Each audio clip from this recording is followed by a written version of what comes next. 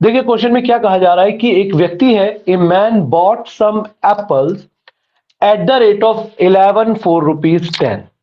एक व्यक्ति कुछ सेब खरीद रहा है और इसका मतलब समझो 10 रुपए में 11 के हिसाब से खरीदा।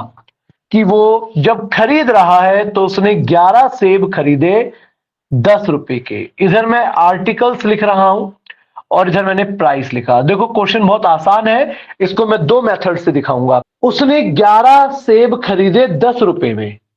अगर 22 खरीदता तो 20 रुपए के होते, 33 खरीदता तो 30 रुपए के होते। तो ये हमें प्राइस पता चला 11 10 रुपए की।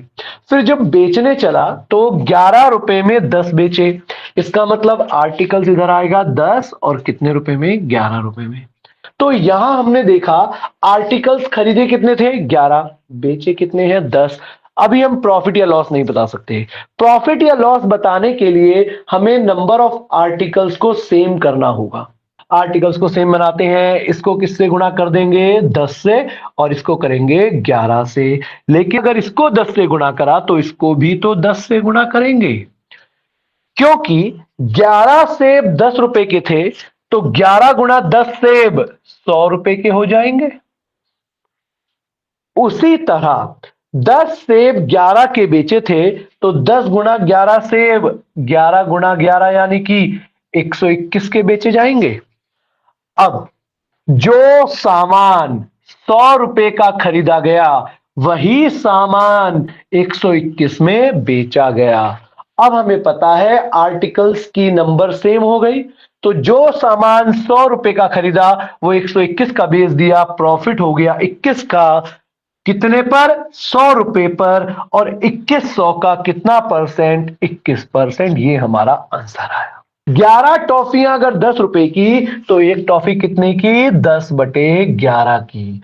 अब उसने जब बेचा तो 11 रुपए में 10 बेचे, मतलब 10 सेब 11 रुपए के, तो एक सेब कितने का बेचा, 11/10 का, 11 बाई 11/10। 10। अब हमारे सामने रेशो आ गया, इसको इससे गुणा करेंगे तो 10 गुणा 10 100, 11 गुणा 11 121। तो हमें क्या पता चला कि एक आर्टिकल अगर 100 रुपए का है तो एक, या खरीदा है 100 रुपए का तो बेचा 121 का। कितने का फायदा हुआ, 21 का फायदा 100 पर। आंसर है 21%। Question number 18। 6 आते हैं 5 रुपए के तो एक आएगा 5/6 का। इसका मतलब कॉस्ट प्राइस कितना हुआ, 5/6। 5 बेचे गए 6 रुपए के तो एक बेचा जाएगा 6/5 का। अब हम करेंगे इसको सॉल्व। 5 पंजे 25, 25 रुपए का खरीदा, 6 गुणा 6 36 रुपए का बेचा। हमें फायदा हुआ 11 रुपए का, कितने पर, 25 पर। और 11 25 का कितना परसेंट, किससे कैसे निकालेंगे, 100 से गुणा कर। आंसर है 44%। क्वेश्चन नंबर 19 कि 60 खरीदे 1800 रुपए के तो एक कितने का, 1800 बटे में 60 का। 50 बेचे 1800 रुपए के तो एक 1800 बटे में 50 का। अब आपको दिख रहा है, आप में से कुछ लोगों ने ऐसा भी करा होगा कि 60 से 1800 को काटा होगा तो कितना आया होगा, 30। 50 से 1800 को काटा होगा तो 36। ऐसा भी कर सकते थे, ये भी आपने करा, गलत नहीं है। लेकिन एक बात बताओ, उससे आसान क्या ये नहीं है, 1800 से 1800, 0 से 0, तो सीधा इधर गया 5 और इधर गया 6। तो 5 रुपए का सामान 6 रुपए का बेचा, 1 रुपए का फायदा 5 पर, दैट इज 20% प्रॉफिट। आप 30 से 36 लिखते, वो भी 5 से 6 ही आता काटने के बाद। क्वेश्चन नंबर 20 करो जल्दी से, ये तो सारे क्वेश्चन लाइन में लिखे हुए हैं, तो क्वेश्चन नंबर 20 करो फटाफट से। कैसे, हमने यहां पर देखा 189 डिवाइडेड बाई 36, 189 रुपए में 36 खरीदे, और 189 डिवाइडेड बाई 45। अब आप एक बात बताओ, क्योंकि मैं इतने क्वेश्चंस बार बार प्रैक्टिस में ला चुका हूं और मुझे पता है यहां 189 और यहां भी 189 है, आपस में कैंसिल होना ही है, तो मुझे दिख रहा है 1/36 और 1/45 आएगा, तो क्यों ना मैं सीधा 45 और 36 लिख दूं। ठीक है, मैं आपको कोई ट्रिक नहीं बता रहा हूं, ये ट्रिक नहीं है, ये आपकी प्रैक्टिस का आपको परिणाम है।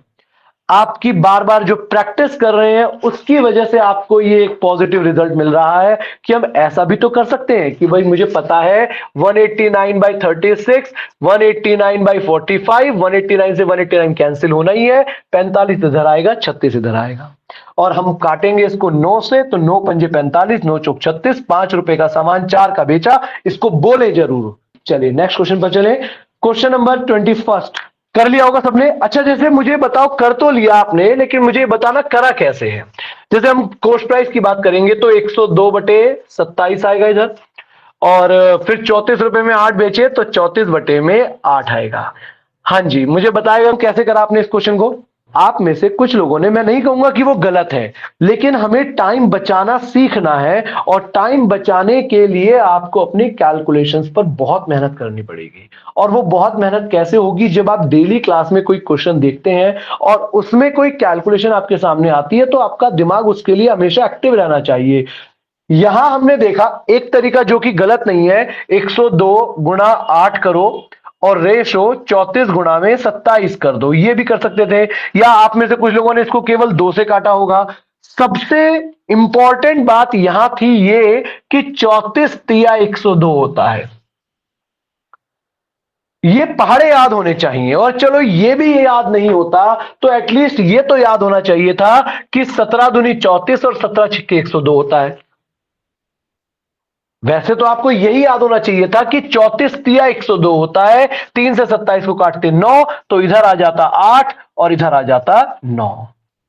ठीक है, मुझे पता है आप लोगों का सबका आंसर आ गया है, लेकिन इंपॉर्टेंट बात यह भी है कि हमने आंसर निकालने के लिए कितना पेन चलाया है। कोई बात नहीं, चलिए क्या हम आगे बढ़े नेक्स्ट क्वेश्चन पर। तो इसका आंसर सबका आ ही चुका है। किसी को कोई बात और समझानी है या कुछ पूछना चाहते हैं तो करिए जल्दी से।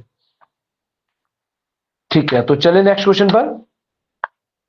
Question number 22।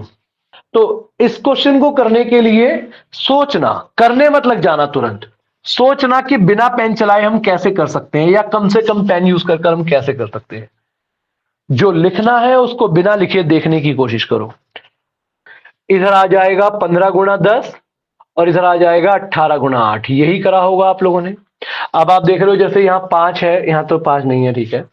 यहां किससे जाएगा, 3 और 2 6, 6 से जाएगा तो 25 पर जाएगा ये, और 6 से जाएगा ये 3 पर गया, तो 25 रुपए का सामान 24 का बिका। 1 रुपए का नुकसान हो गया 25 पर, और 1 25 का 4% हो गया लॉस।